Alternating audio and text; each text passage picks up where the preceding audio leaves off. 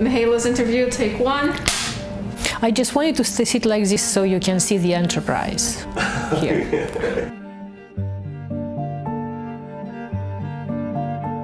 Here on Earth, we have everything. There is a Romanian poet who nailed it very well. And he says, pe pământ avem de toate, și mai bune și mai rele. Și frunți deștepte, și lichele, și noroi și stele. On this planet we have everything, good and bad. We have geniuses and idiots. We have stars and mud. So home is everywhere, and it is on spaceship Earth, to the extent to which I can envision a way which can take us faster from the mud to the stars. If I would be to explain to someone in a bar what I'm doing, is actually working for those marginalized, giving power to those, to the underdog, bringing the power to the fringes through technology. So making the world better through technology and more equitable through that. This is my mission. They'd probably buy you a drink.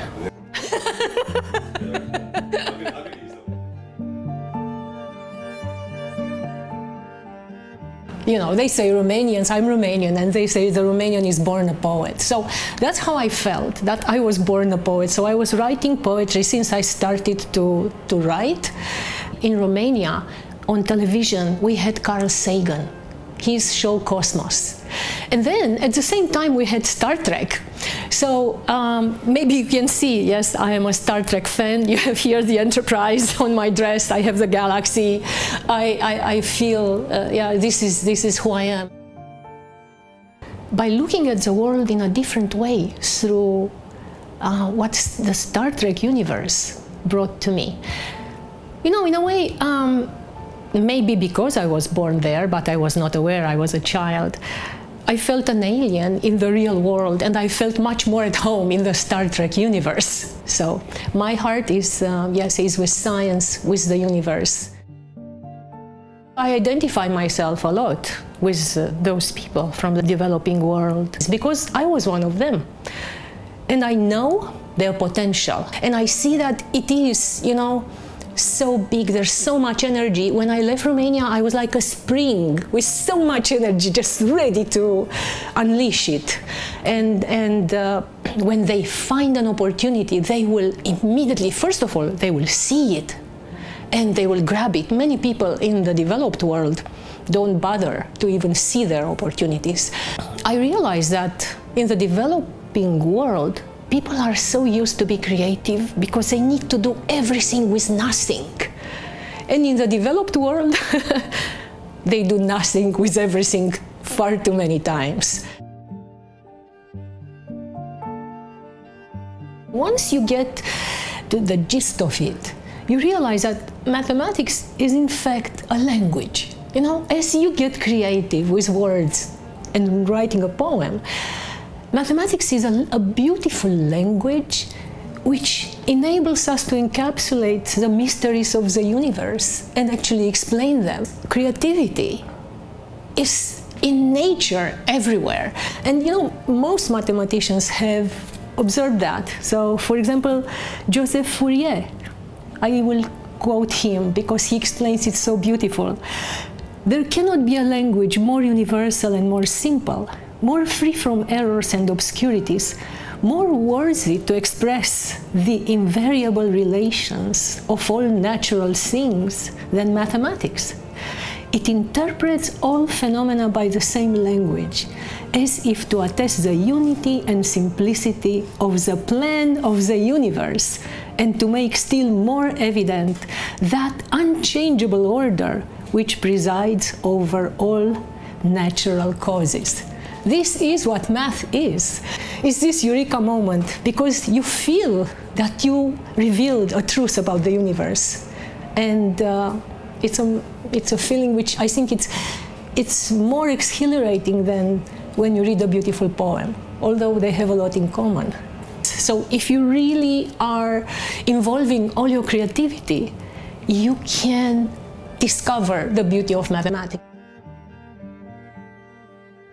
We are the result of self-organization. Matter and self found each other and put each other in the right place, and this is what evolution created. So in my work, I take those kinds of models, and I'm doing, engineering self-organizing systems in order to create structures and see how we can apply them to social structures. It is not possible to use a linear approach. You need a self-organizing of communities around their own problems in order to find local solutions. My work is called Engineering Self-Organizing Application, but broadly speaking, it's all about information, adaptive information infrastructures, because we coordinate people and those communities through information infrastructures, which now are very much on blockchain, through incentives which get people to do the right thing at the right time, at the right place. In the early days of Bitcoin, it was clearly opening the world to a new way of doing things. The first thing was disintermediation of the centralized powers and empowering the individual. So now I can have full control of my money, at least something, yes, I can have full control of. But it could be more, why not? So I could have full control of my own identity. How can we make and manage this transition from identity belonging to the government, together with our lives and so on and so forth, to identity belonging to me? And then what will happen? Will it be chaos? Or can we self-organize to find ways for this transition to be smooth? But also, is it possible to organize society when people have full control of their identity? I believe in that. I believe that that is the future. And it all depends, yes, how we tweak the incentives, and this is what we are working here at Cardano. The problem is we do not have a society and a world which is structured by merit and incentives done for contributions in meritocracies, and deploying such meritocracies can solve this problem. We are working on finding the right way for governance of such communities, of such self-organizing communities. We can step off the dysfunctional systems that are keeping us as cogs in unhappy lives in which we cannot fulfill ourselves.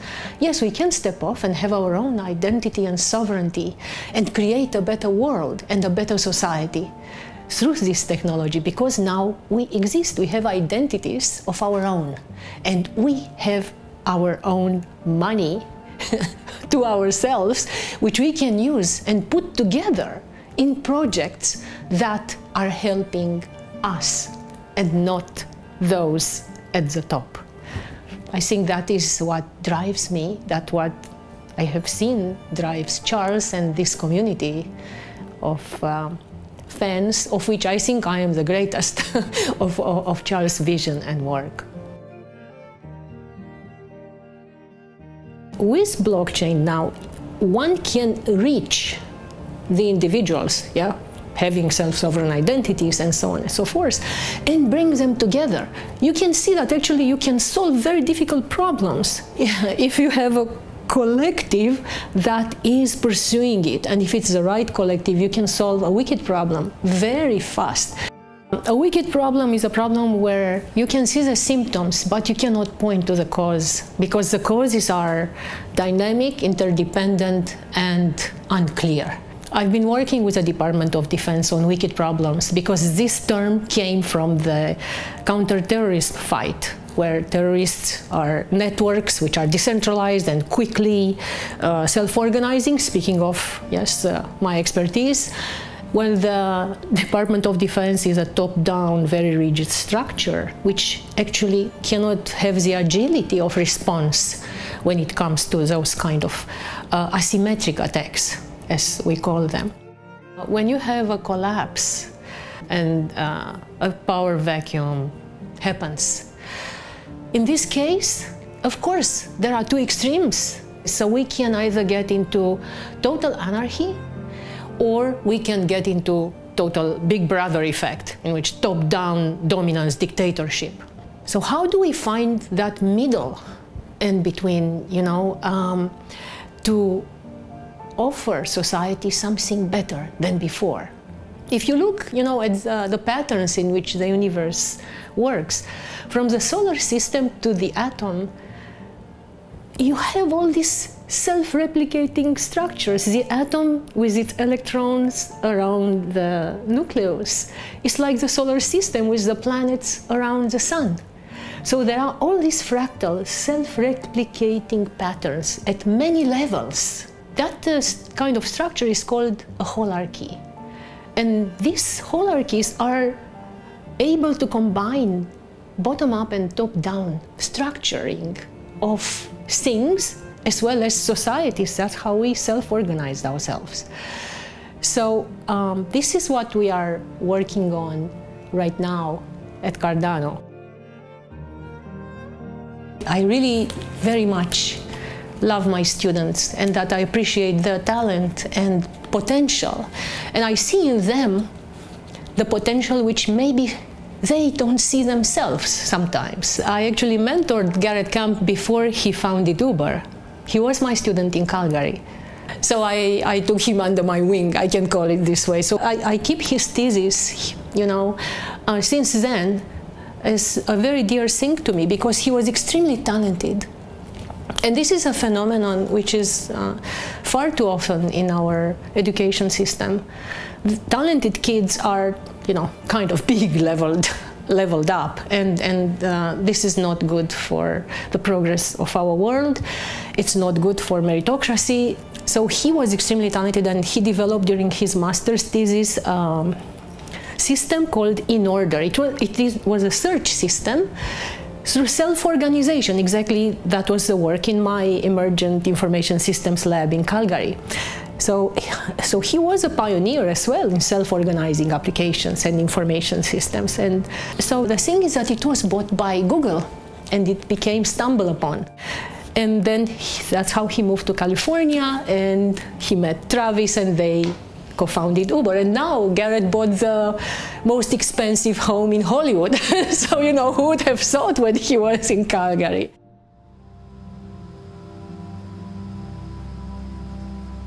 Well, if it is one advice, if I am to pick one, it is encapsulated in this saying: the real trick to life is not to live in the no, but to live in the mystery of what's possible.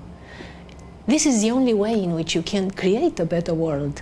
This is the only way to move forward. Begin, by putting yourself in the shoes of the other. How what I'm doing, let's say I'm a startup, impacting the others, and not impacting them immediately. How is it going to impact them 10 years from now? So look at Facebook, look at DuPont, what disasters they created without knowing, just by thinking they are helping. So begin with the end in mind as much as possible, and build that emerging future in the best possible way for the other. I think it's called empathy. That's pretty much it.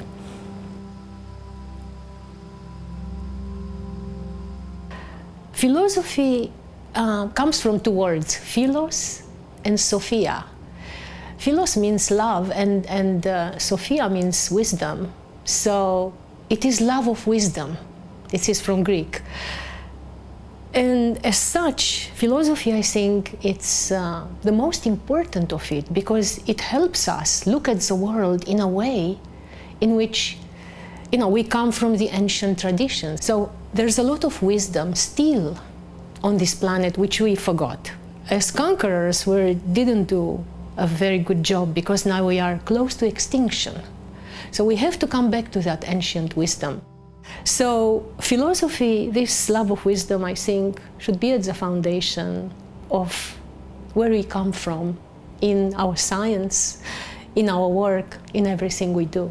This is actually what we are looking for, human knowing. So we can deploy technology as much as we want, but if we do not understand fundamental things such as why are we here, we will not do the right thing. We did not inherit the earth from our ancestors. We borrowed it from our children. Then we change everything. We change how we look at the world. If we look at Earth as a spaceship which is carrying us, then immediately, I'm sure, all what we do will be with this social impact angle. So it's all about where you come from and then what you do in order to have a positive impact in the world. So, you know, if I'm looking at 2025 and even before and beyond, is to see Cardano really as a force for social good, for social impact, as they say, as blockchain and technology for social impact. The question is, what future do we want to create? What is the possible future? And this is why I'm here. This is actually what I foster. I foster those projects which are improving society and our world. And I see Cardano actually being that drive for the world. It has all the ingredients, from great science to great enthusiastic community to great minds and, of course, amazing technology.